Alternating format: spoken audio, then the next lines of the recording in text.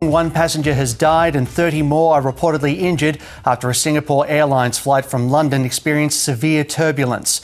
In a statement, the airline says a Boeing 777-300ER plane was headed to Singapore when it made the emergency landing in Bangkok. Flight SQ321 had 211 passengers and 18 crew on board. Flight data shows about 11 hours into the flight, the aircraft dropped sharply about 6,000 feet in altitude. Thai officials say medical teams boarded the plane to assess injuries but could not confirm the number. Both Singapore Airlines and Singapore's Transport Minister have offered their deepest condolences. Well, things were going very smoothly at first. I'd just been to the loo, came back, sat down, bit of turbulence, and suddenly the plane plunged. I don't know how far, but they said 6,000 feet. It didn't seem like 6,000 feet, but it was a long way and so sudden, there was no warning at all.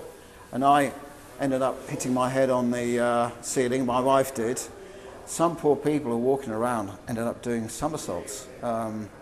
It was absolutely terrible. And then suddenly it stopped and it was calm again.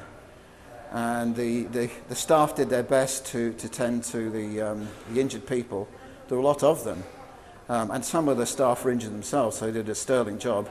And eventually they told us we'd divert to Bangkok, which was a huge relief.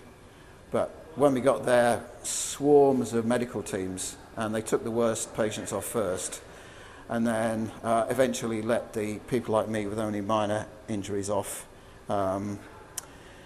Ended up in the hospital, and obviously because of the situation, it was fairly chaotic. Lots of injured people.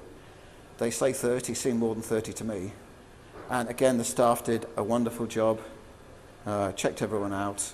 Thankfully, my daughter seems okay and my wife seems okay, but it was absolutely terrifying.